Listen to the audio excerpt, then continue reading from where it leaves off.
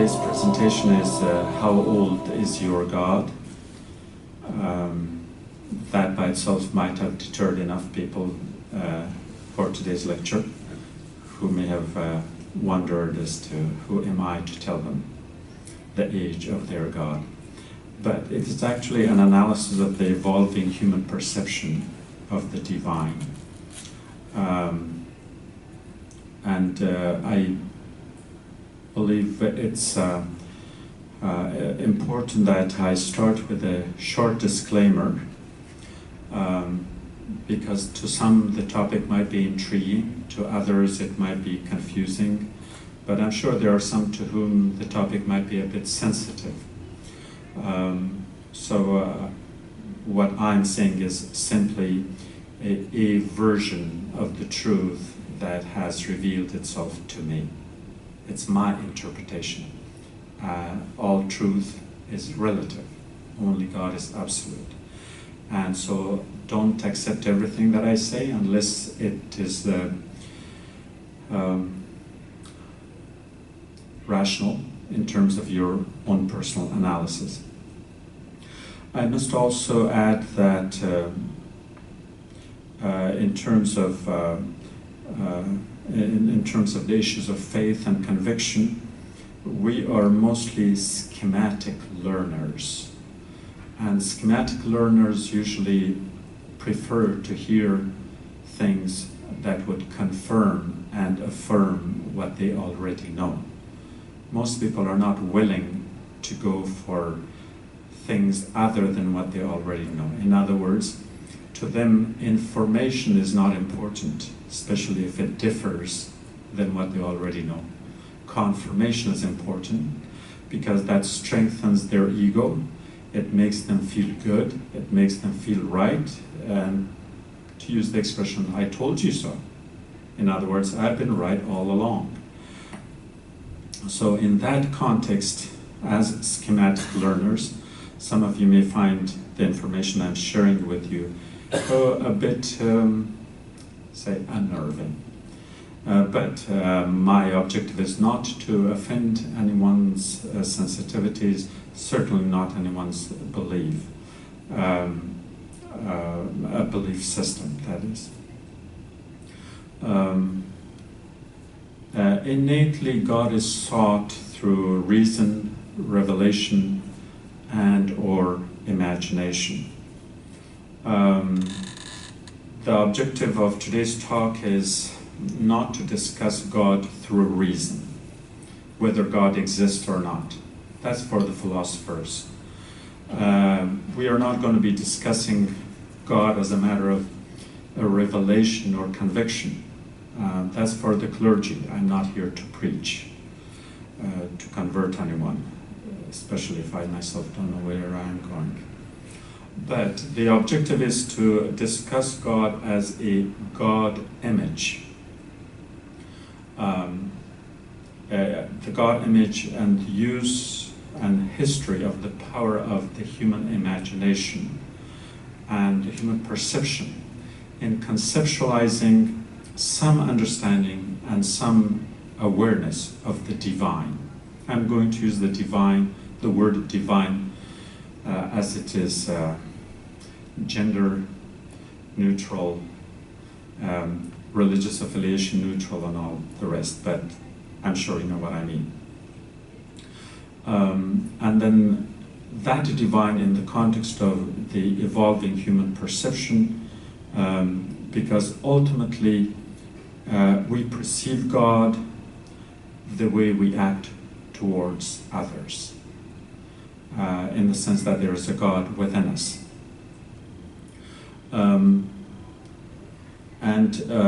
To quote Bertrand Russell, the British philosopher, who say that the strongest and the most prejudiced beliefs are those that have the fewest reasons for it being true. We often feel that reason and conviction are the two opposite poles. That once we have reached a conviction and belief system, then we don't need reason. But I personally believe that the greatest teacher, at least in my life, had been doubt. and not certainty.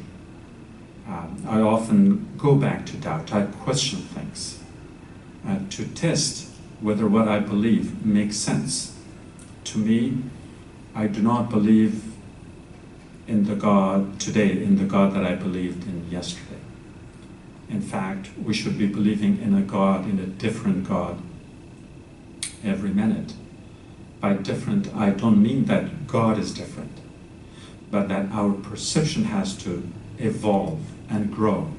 The only way we can thank God is that God has given us the ability to think, and the Quran repeats that so many times. So if we keep thinking, your thinking must produce a new perception. If it doesn't, you have wasted your time. And if it does create a new perception, then it has to be different than before. And so therefore you have to evolve with it. But generally, only deep thinkers have perceptions that evolve. The majority of the people, once they accept a particular belief, a perception, a thought, a God image, they stay with it. They feel comfortable in it. And I think that comfort is a bad thing. In the Quranic language, we could refer to that as a ghafla, that falling asleep, relaxing. You have to wake up, you have to stay on your feet all the time. But depending on one's cultural background, attitude, behavior, or one's level of exposure to other belief systems, we have to test all of that as much as we can. But again, as Russell says, that belief systems provide a program which relieves the necessity of thought. And to me, that is the greatest sin, when we do not utilize God's greatest gift to us, which is our consciousness, our thinking ability. So with that, let's begin the actual lecture, which is starting with the need for God. Why do we need God? Studies have shown that in the human DNA, we are programmed to be seeking the other, seeking the missing part of us, because we feel lonely. And loneliness is the worst thing that can happen to anyone. You can be locked up in a prison and not feel lonely if you can go within yourself. And yet you could be sitting in the midst of thousands of people. You may not be alone, but you could be lonely. So those two words are different. Alone is physical separation from others. Loneliness is the spiritual and emotional one. So early humans did want to get rid of that loneliness, and in order to get rid of it, you would have to look for another entity, another being, another source, another place, which is usually personified in the form of a dependable partner. God as a protector, as a consoler, as a comforter. And don't confuse the comforter with what you put on your bed. That too. Remember we talked about the security blanket for babies, for children. It gives them a sense of comfort, whatever they can touch, whatever they can hold on to. And then who puts the security blanket on the children at night? Is their parents. The last person children say good night to is their mother or father. So then that image of having someone who gives you comfort, which at one level is your mother or father, at another level is your God. So don't be surprised by the many religious belief systems where God is referred to as God the Father, because it protects you. Fathers, parents protect you. Mothers nurture you. It's the word mother, it's the word raham that is shared between Rahman and Rahim, and the raham of the mother, the womb. So therefore, the idea is not that people who refer to God as God the Father think that they were born from that father biologically. That's not the issue. It's the sense of the emotional relatedness. And so some of the early perception of the divine have been in the image of a God, of a father. And so again, from those experiences, we have certain common denominations between parents and God as the Savior, as the caregiving, as the merciful and all that. If you look, all those attributes are the ones we use for our parents too. But then comes the question of at the level of manipulation, that the contenders and pretenders of power, once people assigned the God image to a living being, that these people happen to be vulnerable. We use the word Lord for God, and we use the word Lord for a strong man within a tribe or a village. Landlord. So people who have power over you outside of your parents. So some of the attributes of God based on those early human experiences are still with us.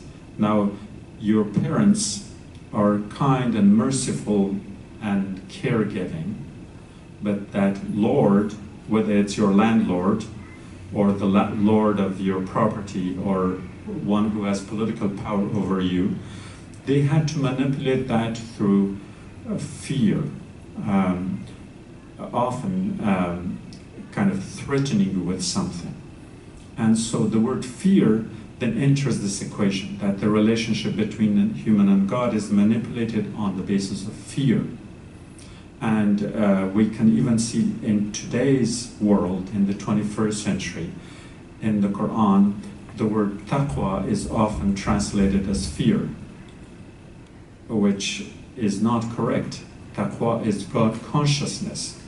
If you fear God, you cannot love God. You cannot love and fear the same entity. Those are totally contradictory. If God introduces itself as Rahman and Rahim, the merciful, the dispenser of grace, he cannot be frightening you. So those are images of older gods, older belief systems that we have simply inherited. So do understand that simply claiming a particular faith or religion does not mean that you all share the same perception of God. All Muslims would have many different images of God, just as Christians or Jews or Buddhists and others have. God would also be a dependable partner for survival. Then when it extends from family, it goes to the tribe or village chief, it goes to nature. And so that's when the wrath of nature, thunder, lightning, floods, hurricanes, those would threaten your survival. And oftentimes, when our life or survival is threatened, what do we say? We have to go beyond the power that is immediate. So we see that nobody can stop a hurricane. Then something has to be stronger than the hurricane that we can refer to. So then God is referred to the power beyond the natural. Therefore, at one level we worship nature as God, and the next level we worship that which is beyond the nature, which is the supernatural. So we made the natural supernatural and called it God, and we took the human and made it superhuman and called it God. And so this prefix super is simply an attempt at the subconscious level, where we find out that this reality the sense world reality cannot accommodate us. So then that power center must be somewhere else. Wherever it is not here. Then we move on to a level where most of these natural phenomena, such as the hurricane, was it Michael? Yeah. How many people died? I heard 14, but that's probably a few days ago. Now what happens in natural phenomena is that people's lives are not just threatened, people's lives are taken. So another association is made between God, the invisible, and the fury of nature. And in a way, people try to, and I don't mean this in any disrespectful way, people try to bribe God. It says, okay, you don't kill us, but we will give you 1 or 2 lives in exchange. And in order to give that life, we have to shed the blood of that body. And the word for blood is sacre, sangre, sacrifice. So we use sacrifice. We will make a sacrifice so God will take away the threat from us. What's the word for sacrifice in Arabic? Sorry? Well, we also use the word qurbani, for instance, right? Symbolizing the sacrifice of someone we knew from our scriptures. So qurbani comes from the word qurb. Qurb means getting close to, approximating. So one way to get close to God is that we have to pay a price. And these happen where parents were asked to, again in their perception, to sacrifice their children. Among the early Hebrews, the oldest son had to be sacrificed. And villagers had to sacrifice a number of people, usually women, usually beautiful young maids, to be sacrificed because the male perception, thinking that God is a man, and men like women, younger women in particular, and so projecting the human instinct, the patriarchal human instinct of a man, then God was put in that kind of a position. In Egypt, for instance, they didn't have hurricanes, but they had the river Nile. And Nile required annual sacrifices of, I don't know how many virgins. Pay attention to the word virgin again, the male-centered thinking there. And they went on until the time when Muslims went to Egypt and said, let's see, maybe we can put a few effigies of the 14 virgins and throw them in the river Nile as a sacrifice, so you don't have to kill your own children. So this went on for a long time, and I think most of that, the streak of those sacrifices, or the semblance of those sacrifices, are done in the flagellation among our Shia brothers in modern times to celebrate the day of the martyrdom of Imam Hussein, which has been copied from the Christian version, where they say, how could we allow Jesus to be put on the cross? So the Christian Catholics, especially in places like the Philippines, they resort to that kind of thing too. Self-beating, self-flagellation, you know, walking on fire, all kinds of, I would say, crazy things, because they are not logical, but once it becomes part of religion, it's there. And but the major reversal in that sacrifice where God demands human to sacrifice was reversed with Jesus. Jesus the God, in that sense, where God sacrifices his own son for the sake of humans instead of the other way around. Again, I don't mean disrespect, but these are the manifestations when you look at it outside of the scriptural world, when you have to analyze things as to how they may have happened. So the sacrifice was a major part of it. And then we move to the next level, that is one of reason. Like we reason today, in a lot of Muslim societies, people still reason with convictions, knowing that certain things are wrong. Honor killing, for example, and they consider themselves the best Muslims if you give them the measuring tool, and yet they do something that is completely inhumane and unhuman in both terms. While considering themselves Muslims, they would have to kill not just any other person, but their own sisters, so that the family's honor could be regained. Sacrifice, again, a different version of it. In seeking the divine, then, people reached a level where they would say, okay, we could understand God not just as a matter of conviction, but also as a matter of understanding God through imagination and reason. Through reason, we can get only so far. Because obviously most of our reasoning is sense world reasoning.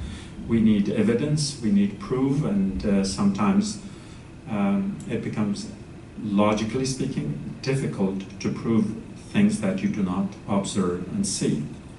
However, still you can argue the Aristotelian formula of the necessary being, Ibn Sina's formula of the necessary being, that this whole existence could not have come unto itself without a creator, regardless of whether we know the creator or not. That the logic demands that there be a creator, because it could not have come into existence by itself. And so when that happens, then we wobble between knowledge and acknowledgement, knowing that our knowledge is insufficient, so we simply acknowledge that God would have to be the necessary being. And in terms of in terms of imagination, then we cannot stop ourselves from imagining God, no matter what. And that's why from our early childhood we have all sorts of images of God, and many of our artistic depictions of gods of various religions prove that. But at the level of a society, then we attach ourselves to these gods as symbols, not just of a personal conviction, but of a community identity. And therefore, if I live in this village, in this community, in this city, then my belief system would have to be my social identity. I adopt the religion, the sect, the way a particular religion is interpreted. And so God becomes sectarian, God becomes community-centered, God is outside of the personal conviction, but rather of a social identity. And in that context, then, God becomes tribal. So every tribe has its own God, and if the tribe expands, then we keep going with nations and all that.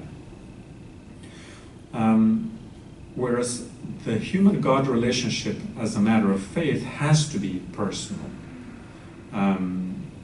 No one knows what's in your heart. And yet, as part of that social identity, you have no choice. And that's why larger religious communities, Muslim Christians, they would drive away anyone who happens to change their religion or believe a little bit differently. They become outcast. We use the concept of takfir and all kinds of things. And nobody asks the questions that, what business is it of yours how I understand my God? But we give ourselves the right, like, okay, the way you understand God doesn't matter how you understand it. You have to tell you how I understand it. So in the context of this religious tribalism, then again, the manipulation of those who are in power becomes very evident. priests and politicians both. They build palaces and temples. They have their congregations, their followers, and oftentimes they went to battles and they declared war against each other, and each one claimed the name of a god. So they took their gods to the battlefields. And I think the idea there was that because my God is the most powerful and I have to win, because God is with me, and God be with you, all these expressions we use. It's inevitable that when two parties fight, one side loses. So which God loses? And that reaches the conclusion that, whether you take your God with you to the battlefield or not, logically speaking, there has to be only one God. And that results in the creation of what we know today as monotheism, that there's one God. That's a wonderful idea. There's one God for all humanity. But again, tribalism or religious tribalism creeps back in and says, yes, there is one God, but it's the one that I believe in. And so therefore you dismiss everybody else's belief. And the result is we keep killing each other. And that's why when you compare Eastern religions, Eastern philosophies, compared to the monotheistic religions, most of the carnage in human history has been the result of the monotheistic religions, Christianity and Islam and Judaism, because the tribalism creates a monotheism that is more monopolistic than monotheistic. That is, the oneness of God becomes secondary, but the monopoly of the thought, the way I understand, becomes more important. So that distinction is often not made, that we often think we are monotheists, but I think we are also monopolists. We kind of reserve the right to the one God only to our own personal interpretations. When we go from there to that level of tribal God, we also invite in scriptures to support our argument. And let me quote these verses from Genesis and Exodus in Bible. A God who would not only ordain ethnic cleansing, to use a contemporary terminology, of the people who live in Canaan, as in Genesis 15:18-20, as he gives the land to his chosen people.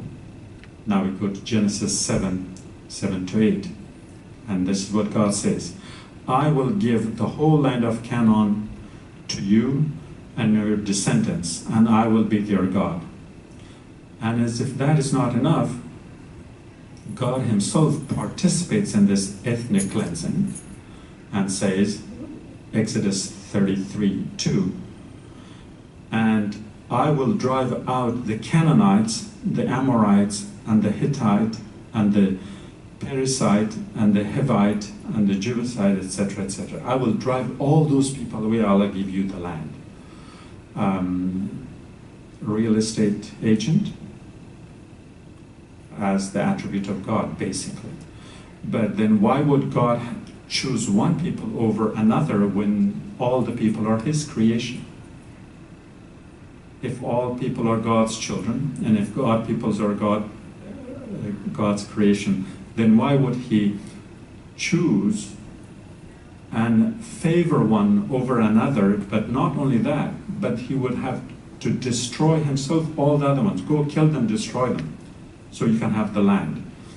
That is the highest level of a tribal God, a thought that is used as a basis of an argument in a major Middle East conflict that we all know.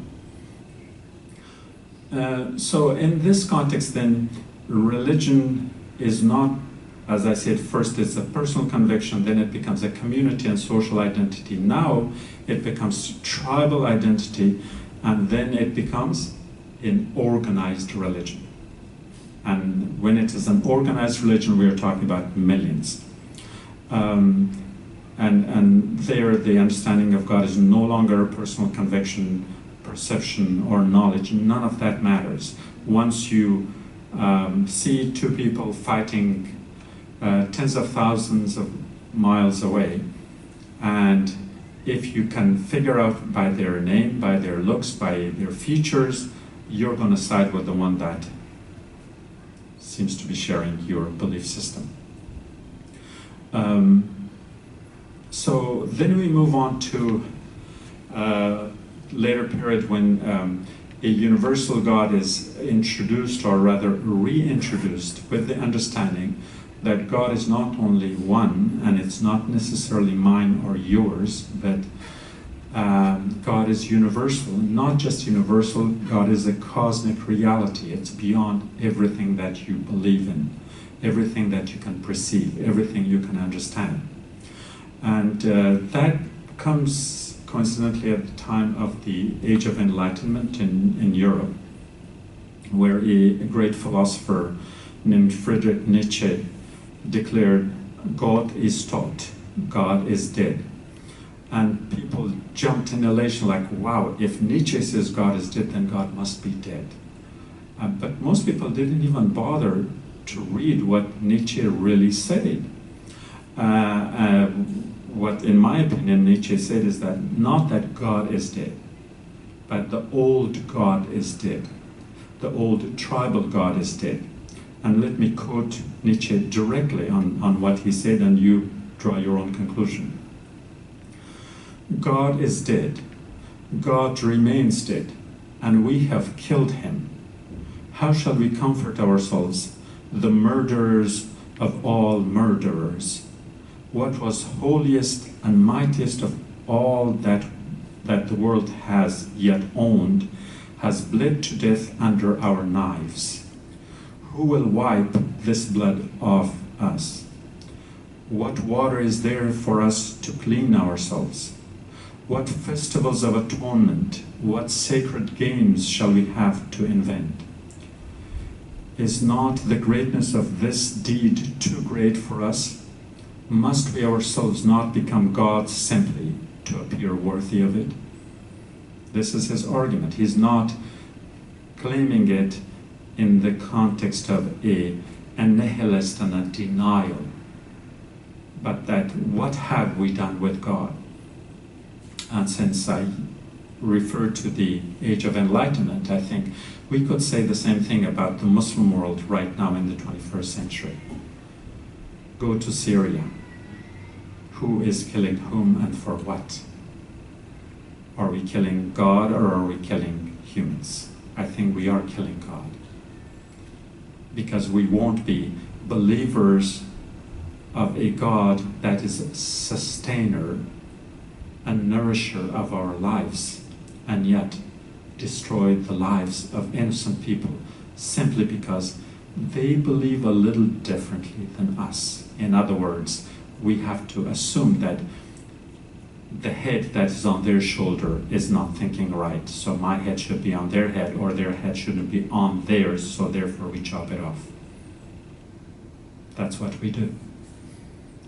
So Nietzsche's thought is alive, except the context is not Europe. It's the Middle East. It's Afghanistan. It's Iraq. It's Somalia. Now, to go back to Nietzsche's thought, the average European, or probably the thinkers, among them the later existentialists such as Albert Camus, interpreted the following in the following way, which you could see how different he is saying that. Camus considered the human need for higher order absurd and urged that the death of God was inconsequential, that it didn't matter that God is dead. Superimpose that on our today's reality, again in the Middle East. Whether God is there or not, what difference does it make if we do not pay any attention to the human lot that is suffering so miserably? But we try to justify it in the name of God. A Shi'i God, a Sunni God, a Yazidi God, etc. Now, in that sense, the way Kamo says that the death of God is inconsequential, we come full circle from the first argument, which was God was in nature. Then we conquered nature. As a result, we conquered God, so therefore God is irrelevant, because we had equated it with the wrong thing in the first place. That brings it to the period of the New Age of thinking. The New Age is addressing the concerns of modern life in modern times. It is an attempt to, again, get rid of the tribalism. Is that when we say, like, I think I hear the word Allahu Akbar in the back, which means what? God is what? God is greater. Now, if it's greater, then why are we putting God in a box that the God is only that which the Muslims believe? What about the non-Muslims? We made it smaller because our imagination is small. So instead of expanding our imagination to match the greatness of God, we reduce God to the limitations of our thinking. Is there any greater blasphemy than that? I don't think so. So, in the New Age, the belief is that let's erase these borders. Let's restore the personal conviction of a human being to the way that human being understands it. Like when you go to the library, for instance, anyone can pick up any book they want to. They want to learn. But what happens if someone is standing at the door and says, no, you can only read this book and no other book? I read it and it's very good. And I'm convinced that there is no better book than this one, so you too must read only and only this book.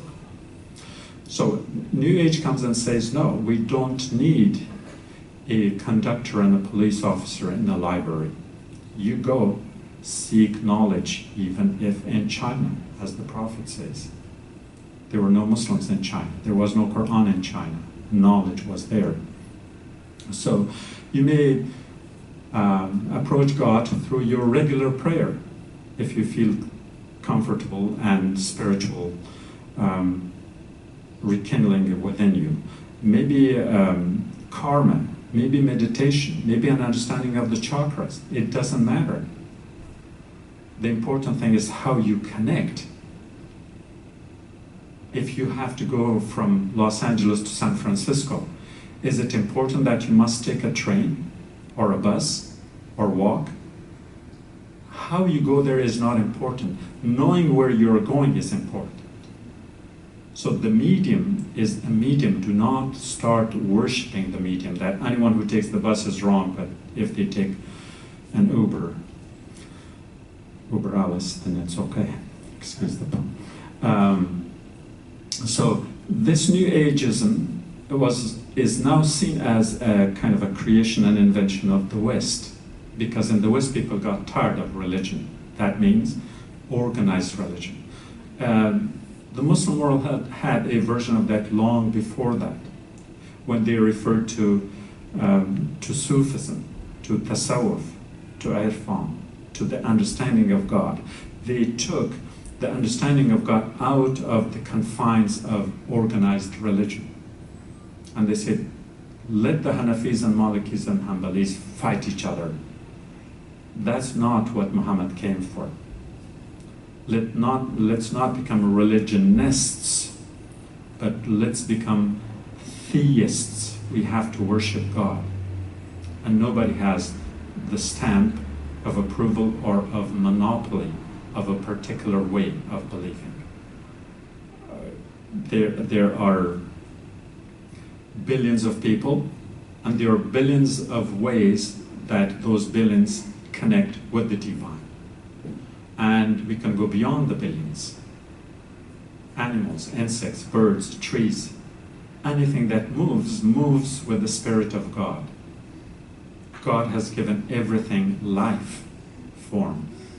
Whether we have the ability to detect it, to understand it or not, that's different. So organizing that idea outside of the parameters of organized religion is probably the best thing we can do. And this is not necessarily a Western thing for those of you who are sensitive to the Western concept.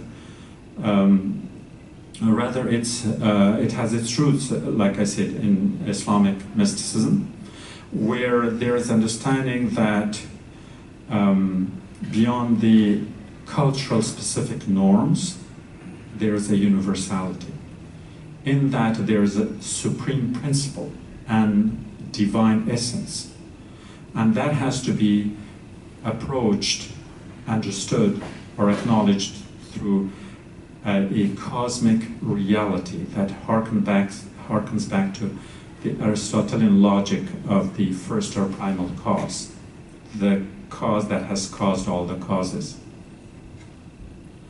With the understanding that neither our power of reason is powerful enough to know that God, nor is our power of imagination good enough to free itself from the shackles of the sense world.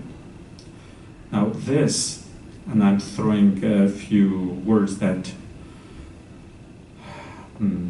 Webster and Oxford dictionaries have not written them down yet. This undefinability and unexplainability, that element of that divine, is reflected in the concept of other religions too, such as the Buddhist idea of the ground of being, or Meister Eckhart's idea of the Godhead. And we also have the idea of the Hindu Puranas in Advaita philosophy, or the Upanishads Tvam Tat Asi, thou art that, which is not very different from what Hussein ibn Mansur Hallaj said. O God, who art thou?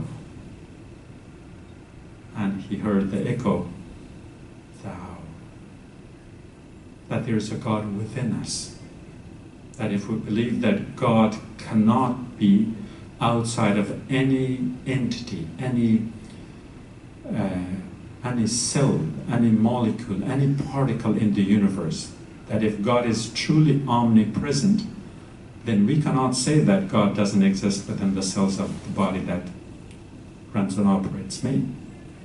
And so we are then looking at the doctrine of transcendent unity, because that God is not necessarily a person, devoid of personality, of behavior, of humanity. That has been our problem throughout most of the human history. We see God in our image. We claim that we are created in the image of God, but we act as though God is in our image, and that's why the Japanese Buddha looks Japanese and the Nepalese Buddha looks Nepalese. The Swedish Jesus is blonde and blue eyes, and the Mexican Jesus is dark hairy, and the rest. So that is a human perception. And so if we go to that supreme principle of Gnosticism and Islam, God cannot be understood through reason alone.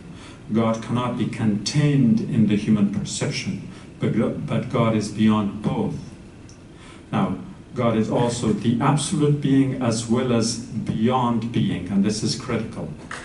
The absolute being and the beyond being. Because when we talk about the concept of wujud or existence, logically anything that exists can also not exist. And so if you say God exists, then you could logically argue, yeah, there must have been a time that God did not exist. So in order to avoid that pitfall, we Muslims do not believe in the existence of God, but we believe in the being of God. And that being is in all that is created and beyond all that is created. In other words, God is both within it which makes it an wahdat al-shuhud, the existence or the witnessing of being with it, and in the concept of wahdat al-wujud, that the oneness of being in its totality. And therefore, once you understand God in those terms, then God is not in the image, in the perception of any human being. We all worship a perception. We do. Out of a necessity, because we have no choice. Why? Because, as I said, neither the power of our reason nor the power of our imagination is powerful enough to understand it. If you, let me speak through an analogy. If you have a camera, you can take a picture with a camera, and the precision and the exact aperture, light, darkness, shades, hues, and all that, all depends on how sensitive the camera is. But if you take that camera and want to take a picture of the moon, it's of no help. Now, if you try to take a picture of Jupiter and the celestial bodies beyond that, no matter how precise your camera is, there are limitations. So we are the cameras. Close up, we take good pictures, and we believe in them too. But if God is beyond that, if God is a cosmic reality, if God is not an Arab or a Middle Easterner or an Indian, if God is outside of this whole world, then there's no way that your precise camera can take any image of it. It's way beyond that. So in the light of this understanding, then, we have to know that this oneness of being is not the receptacle of human projection. We always project.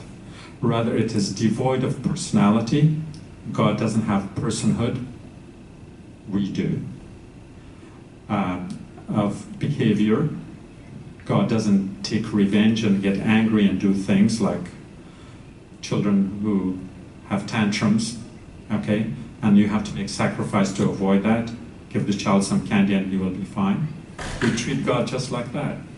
It's beyond that. And most of all, God is beyond humanity. And so we don't have to draw him in. So this divine is an interactive force that is both within and without. And the important word is interactive. The gods of ancient times were acting upon us. They were killing us, they were destroying us, they were sending us the hurricanes, etc.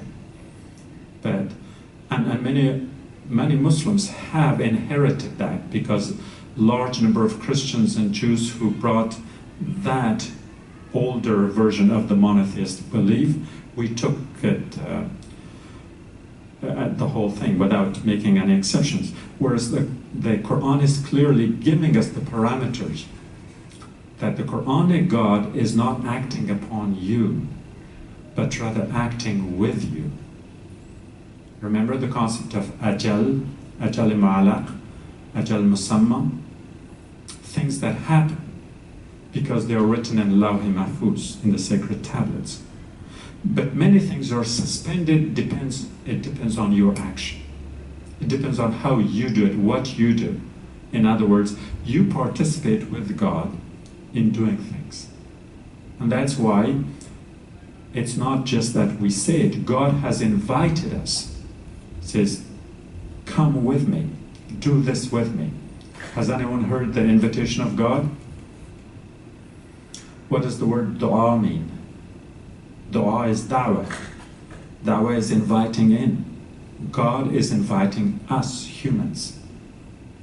So that what happens is not that the dua that you have your shopping list, God give me this and that, that is not dua.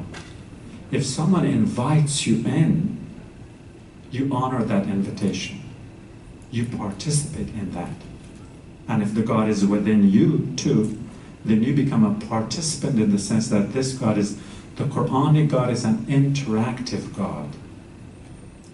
It's not a God to which our actions are indifferent. And supplications. We can approach God through the concept of worship, abid and ma'bud and ibadah. That is a necessity, the creator and the created. But we can also approach God through love. God created us through love. كنت كنزا مخفيا فأحببت لكي أعرف. فأحببت, that's hope. I loved to create. So the very raison d'être of all existence is that not because God needed. A God in need is not a God, but because God loved. So if someone loves you, what do? You reciprocate. And that's why we Muslims reverse the concept of Habib and Mahbub. Sometimes we become the lover, God is the beloved. Sometimes God is the lover, we are the beloved. So this God is very different. The Quranic God is not the same as the Christian and the Jewish God. And I'm talking about the concept, not the Tawheed element of it. And so in that sense then, this divine, the Quranic God, is a cosmic field of energy, like the energy that lights up this light bulb. We worship the light bulb. Okay? We are the light bulbs, so we are worshiping ourselves. That's a mistake. We have to worship the energy that heats the stove, that cools the refrigerator, that lights up the bulb, that has different effects on different things, but the energy is one. That is the energy that runs through my body, through the body of my beautiful cat at home when I go back, and to the plants and trees and vegetables I have planted, especially my tomatoes. And so therefore, God is the energy that permeates, that empowers, and that enlivens every entity. In essence, God is a life force. What was the title of the presentation? So this is time for your reality check. Yeah, don't tell me you're a Muslim and you know what God is. You're a Muslim, that is your personal thing.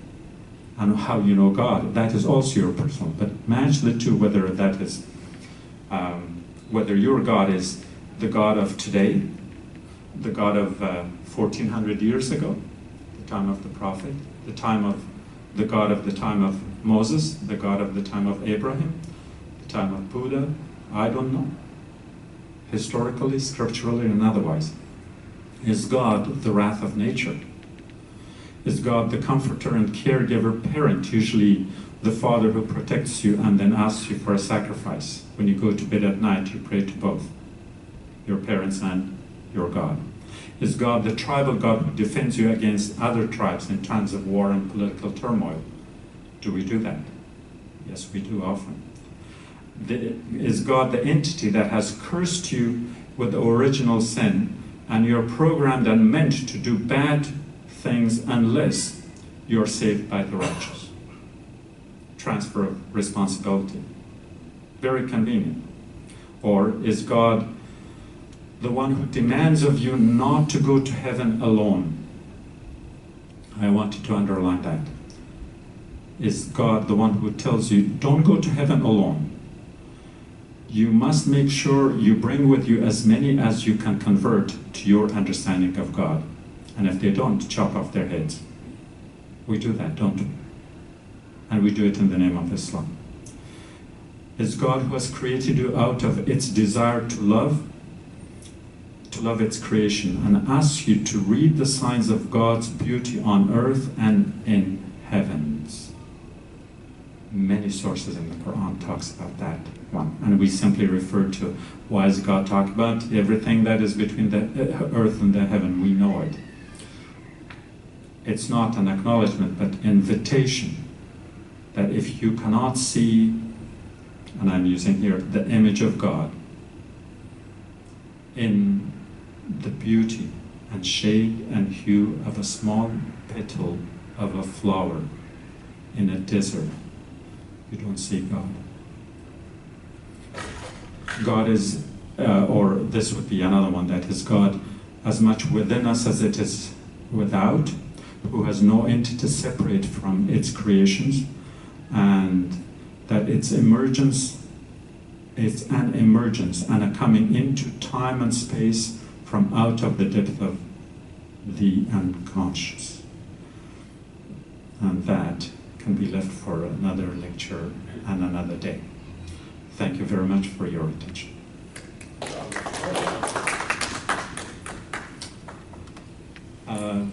Do we take questions? Yes. So how old is Allah? Mine is about 20 seconds. When I was reading the last line, my perception changed. I mean, I wrote the notes last night, 2 o'clock in the morning, and I thought I would be reading that, but I read something else. So it's constantly evolving. It has to constantly evolve. God is a living God. When we talk about living, it means moving, and everything is moving. Nothing is constant. It's not only that the humans and the animals move, plants and vegetations move. Even a seemingly dead rock has within it atoms within which electrons, protons, neutrons are churning all the time. Nothing is constant, everything is moving. So if you are not moving, you're dead. Yes? So it's something new that I learned from you today, is that the concept of existence of God is something that we should not be using the word existence, right? If I understand you correctly. Now, if someone were to ask me how do you explain the distinction between believers and non-believers, but as soon as I were to explain believers, means I have to think in terms of existence. No, existence is a logical argument, and it falls on its head when you explore it. As I said, if you talk about wujud or adam wujud or na mawjud, everything that exists can also not exist. And if we use the Arabic word now that we have iman with us, when you're looking for something, when you find it, you say mawjud, that it exists, that it is here. But until you found it, you keep looking for it. But remember, as much as there is a possibility for something to be found, there's also a possibility for something not to be found. So if those two possibilities exist, then you can apply it to God, so God could equally exist and equally could not exist. And that's why we have to jump out of this logical circling to Ibn Sina's argument, Abu Ali Sina, who considers God as the necessary being, that out of necessity it cannot be denied. It doesn't matter if we understand it or not. And then everything else is created through causality. So this podium was a tree, and somebody turned it into a podium. And if it becomes old, somebody might use it as wood for fireplace. So this is causality. In anything, A causes B, B causes C, and it keeps going. But the uncaused cause of all things, the uncaused part is the important. That is God, where the causality does not affect it. Therefore, we have to go to the argument, not saying that God exists, but that God is. And when we say is in Arabic in the present tense, we don't even have to say it, because the present tense verb is not used. Just like God is. So the big distinction between believers and non-believers, believers, how would they say, I believe in God, but I would say God exists, or? No, belief, see, like I said, I read earlier, existence is a logical argument that has to do with how you think, how you convince yourself rationally. But belief is a matter of the heart. And that has nothing to do with logic. For instance, if you fall in love with someone and everybody's telling you he or she is not good looking, none of that's going to make any sense to you. Because they're talking reason, you're feeling your heart. You're in emotion. So faith is emotion. And when Bertrand Russell said it earlier, the problem with belief is that we often turn off reasoning. Say, I found it, and that's it. I don't need to look for it anymore. I have faith, I'm a Muslim, I believe in God, and my job is done. That's when we make the mistake, because we stop reasoning. We have to understand God through emotion, through reason, through revelation, through conviction, through anything that comes our way. Yes? I want your explanation on the... You're assuming that I have one, but go ahead. When God ordered the angels to prostrate before Adam, Iblis refused. But he is already in the presence of God, and he knows God is all-powerful. He has to obey. How do you explain him just saying, oh, no, I'm not going to do it? Well, Iblis did what we do all the time. What does Iblis mean? Etymology. Iblis means clothed, covered, from labasa, labas, right? So, Iblis covered himself from seeing within Adam the Spirit of God. So when he argues, I can't worship, he's made of clay and I'm made of fire, because he's looking at the form. What God asked him to prostrate is, don't worry about the form. It's the spirit within Adam that I'm ordering to. So you're not worshiping Adam, you're worshiping God, because the spirit is of God.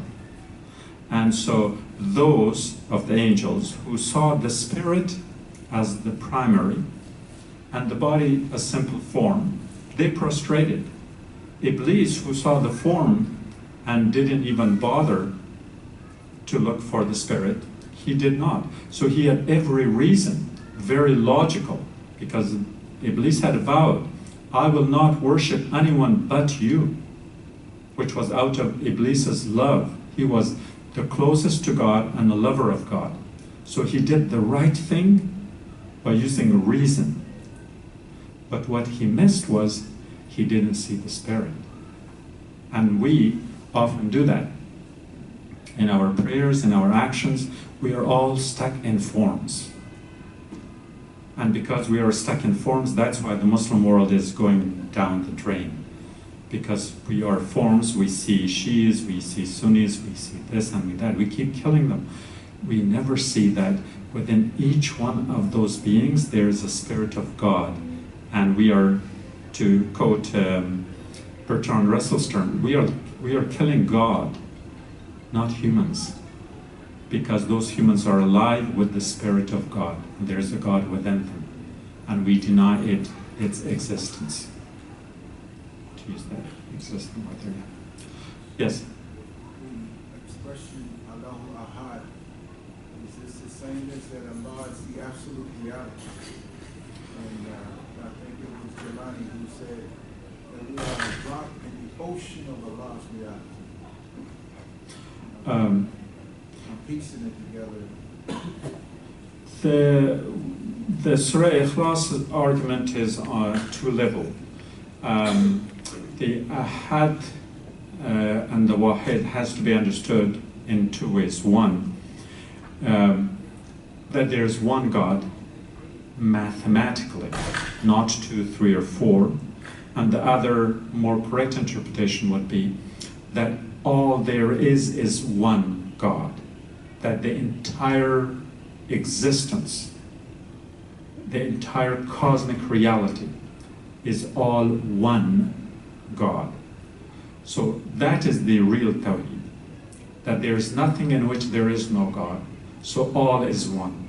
All is God. But the other version is the mathematical argument, whether there's one or two God.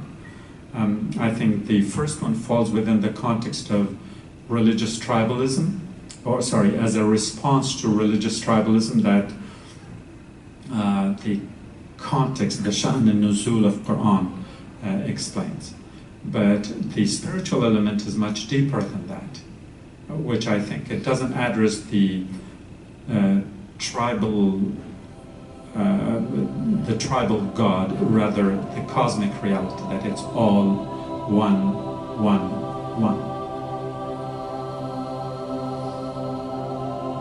Okay, I think we are done, at least for now.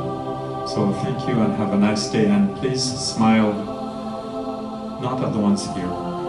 When you go out, walk on the street, don't assign them a religious identity and restrain your smile from them. Smile to them. That's a good gift.